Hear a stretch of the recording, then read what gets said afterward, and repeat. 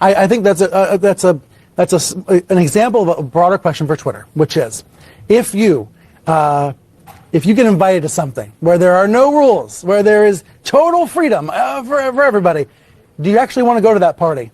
Or are you going to decide to stay home? And that's a question for Twitter users. Some Twitter users might love the idea that there's going to be absolutely no moderation and no rules at all. Others might not want to be anywhere near that. Am I crazy, Matt? No, you're right. And what happens to the advertising? I mean, if there's no moderation or little moderation, do the advertisers stay away? What does that do to the business prospects for Twitter itself? Own all of Twitter or Facebook or what have you. You don't have to explain yourself. You don't even have to be transparent. You could secretly ban one party's candidate or all of its candidates, all of its nominees, or you could just secretly turn down the reach of their stuff and turn up the reach of something else, and the rest of us might not even find out about it till after the election. Hello, all you beautiful and amazing people. Thank you for tuning in and welcome to the show. If you're new to the channel, I'm your host, Hyde. This is Hide and Seek Media, where we talk about news, sports, politics, and so much more. So, an African-American businessman is being throttled by the corporate media right now for a business purchase. If you haven't heard by now, right, Elon Musk bought Twitter for $44 billion. And before the deal had even been finalized, the left had gone completely insane, screaming how there was going to be hate speech all over the platform and there was going to be no safe space for diversity and inclusion anymore and all of this crazy nonsense. Well, it looks like Twitter's gone. They accepted the money, and Elon Stalin is taking over. So, you Twitter, and goodbye forever. Peace out. Bye. Elon Musk, this is directly to you. Enjoy Twitter. I just deactivated mine. I will not be reactivating it. Enjoy. I deactivated my account and deleted the app. That's what I think of it. Elon Musk. Today, Twitter has announced that they've been bought by Elon Musk, or however you say his name. I'm not interested in staying on Twitter anymore because of this, and I think there's a lot of people that are about to leave. So I just wanted to let everyone know that you can find me here. I'm going to also share this on Twitter before I deactivate my account so that anyone who wants to follow me can find me here as well. Hey, I did a thing today. I deactivated my Twitter account. You can too. This purchase has exposed just how bad Twitter was censoring the right or conservative talk or even middle of the road people, right? Like, if you did not agree with the left, you got censored on Twitter, period. There was a lot of things you couldn't even say on Twitter for a long period of time. Like, there were certain drugs you couldn't talk about on Twitter. Some you can't even, and there were certain things you couldn't talk about on Twitter. Some things you still can't even talk about on this platform, right? But the fact that Elon Musk bought Twitter is what's really freaking him out, right? Nobody had any problem with Jeff Bezos when he bought the Washington Post and then started just letting all of these crazy left-wing, reporters put whatever they want in that newspaper and print whatever lies they want to print. And nobody said anything. Nobody cried about Section 230 and Twitter and YouTube and Facebook and all of the censorship they were doing until Elon Musk bought Twitter. Now all of a sudden the White House is talking about Section 230, reforming Section 230, looking at antitrust laws to use against Elon Musk to try to, stop this deal or whatever. On the breaking news, Twitter agreeing to let Elon Musk go through this purchase. Do you have a response to that? And does the White House have any concern that this new agreement might have President Trump back on the platform? Well, I'm not going to comment on a specific transaction.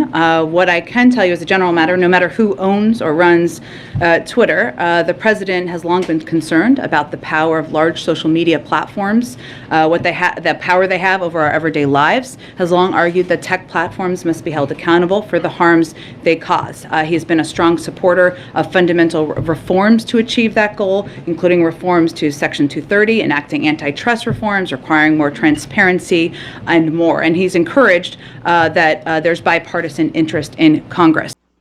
It's crazy. It's crazy. They just can't handle the fact that other people's opinions that they don't like are now going to be allowed on the platform again. And they're not going to be able to shout them out.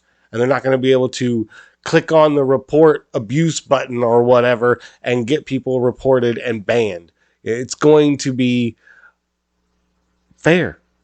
It's going to be free speech, at least according to Elon Musk. One good thing that's going to come from this purchase is the fact that there's a good possibility that you could bring civil discourse back to Twitter, where you can have civil discussions with people who don't agree with you and not have to worry about getting banned, not have to worry about getting shadow banned or reported, suspended, having to take your tweet down, all of that crap that Twitter makes you do in those situations. So hopefully this gets people out of their echo chambers, right? And gets people having conversations again. That's my biggest problem right now and that's one of the reasons why I still use YouTube, even though there's a lot of censorship, is because it's the biggest platform out there in this space. And if you're going to try to reach as many people as possible, this is the best way to do it, right? And that's why I have this channel. And if you like what I'm doing right here on this channel, hit that like button. If you want to help support what I do on this channel, there's a lot of different ways you can do that, right? If you check out the descriptions below each video, I have a bunch of different crypto wallets listed that you can donate to. There's also a merch link where you can go and you can pick out funny political t-shirts that I like to make. There's a locals page that you can join and become a member. And with your membership, you'll get access to all of the articles and videos that I put up and content exclusive to locals. So head on over there and sign up today. But really the best way you can help support my channel is to just hit the share button, man. Like, I don't need you to go anywhere else. If you want to go check out all that other stuff, that's great. I really appreciate it. But really the best way and the best thing I can ask you guys to do is just click that share button, right? It's right down there. All you have to do is click it and then pick a platform, any platform. It doesn't matter. Just share the video. One share from you could reach 100 people. And if 10 of those 100 people watch my video, well, hey, then you have done your part to help me. And I will forever be in your debt, right? So, thank you for checking out the video. Make sure to hit that share button if you want to, help support the channel. But, the only way we have those civil discussions and that civil discourse is if people come back to Twitter, right? And that's why this story from the Hill kind of bothers me a little bit. You have this story here, right? It says Trump says he won't return to Twitter after Elon Musk buyout. Now, that kind of bothers me a little bit because whatever your problems are, right? Millions and millions of people followed you on that platform. But there was a lot of people on Twitter who followed you just because they didn't like what you had to hear and they wanted to ridicule you. But at least they saw your tweet. They saw your thoughts and your opinions and your ideas. They may not have agreed with them, but at least they heard them. You go to True Social. Nobody on the left is going to hear what you have to say. You go to Getter right now, and there's nobody really on the left that's on Getter. So it's a echo chamber of right-wing talking points. Now, if that's how you want to live your life, is always hearing the things you want to hear and never confronting, ideas opposite of your own and expanding your mind, then please live in your own little bubble, but don't expect me to, right? That's not me. I like hearing the other side. I like hearing what they got to say. So when I see this, that Trump doesn't want to join Twitter, even when Elon Musk buys it out, and he even praised Elon Musk for buying Twitter. I think in this story, it says, yeah, right here. He added, I hope Elon buys Twitter because he'll make improvements to it. And he is a good man, but I am going to be staying on truth. Okay. So that right there is a problem, right? That's a problem, because if you're staying on truth, nobody on the other side is going to hear what you have to say. And how are you going to get people to agree with you on even just one idea if they never hear it? Or they never hear you argue for it. They only hear their echo chamber talk about it, right? Because somebody outside of their echo chamber said it and it leaked in there, right? You're going to have those 1 or 2 or 10 people inside your echo chamber that listen to outside news, or you'll get it from CNN and you'll get their spin on what it is. And you'll never hear the actual arguing points of an idea outside of your echo chamber or comfort zone. So for me, I think it's dumb. I think this is a dumb idea. And to be honest, I think this starts to make me question why, if President Trump has America's best interest at heart, right?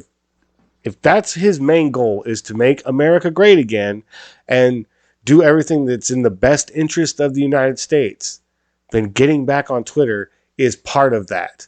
Okay? Whether you like it or not, getting back on Twitter and getting those ideas out to the people who don't want to hear them is your responsibility. It is something you need to do. That's the only way we get the conversation to come back and actually engage. Right now, if you stay in your own echo chamber, all you're going to hear is, oh yeah, you're great, President Trump. You're great. You're great. You're never going to hear anybody on True Social question what you have to say. That to me is a problem. I don't care who you are. That is a problem. If you start that is just going to cause the country to be more divisive than it already is. And if I have to be 100% honest, this right here makes me question a lot more about President Trump. And I am a Trump supporter, right? I voted for him, and I think he was probably one of the greatest presidents we've had as far as accomplishments in the last 40 years. But this, I think he's wrong on.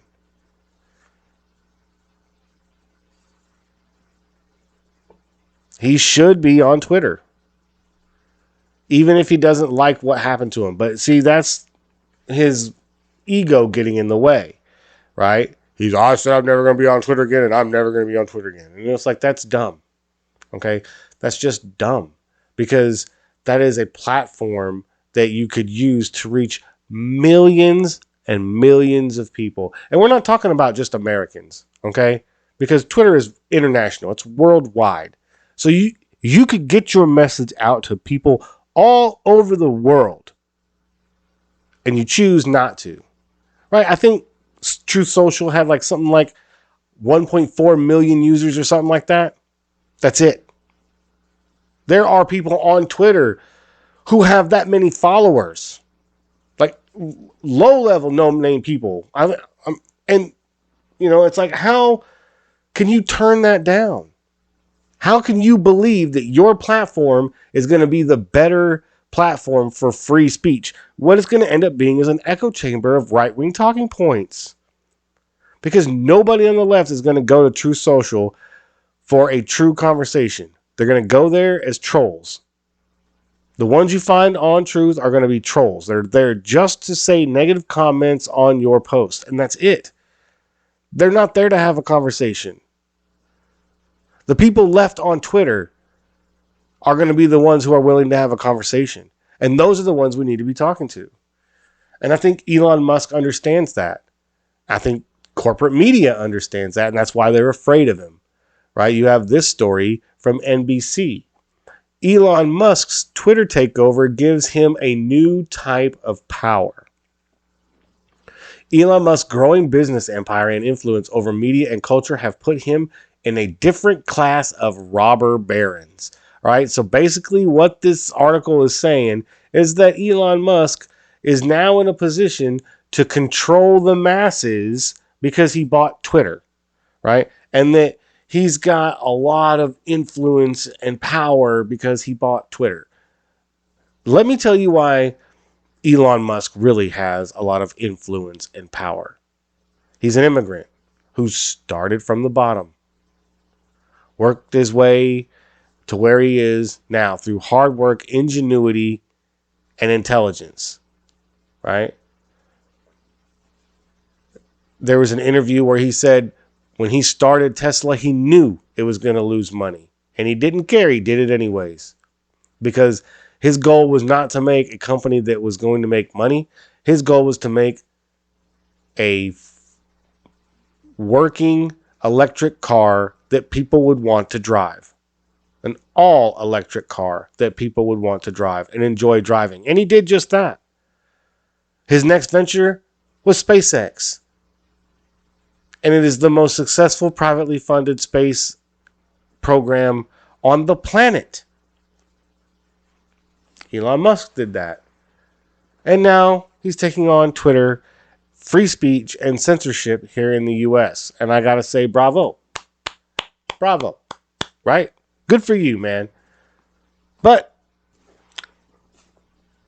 that's the way it is, right? And so hopefully this creates that new level playing field where you can have a discussion with somebody you don't agree with and then work it out. Or at the end of the discussion, agree to disagree and go about your merry way without worrying about what the other person thought or trying to get them banned off a platform or, try to ostracize them or dox them and get them fired from their job or all kinds of stupid cancel culture crap that comes out of this, right? Because that's basically what this is fighting, right?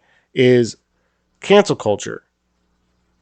You said something you weren't allowed to say, so we're going to kick you off the platform.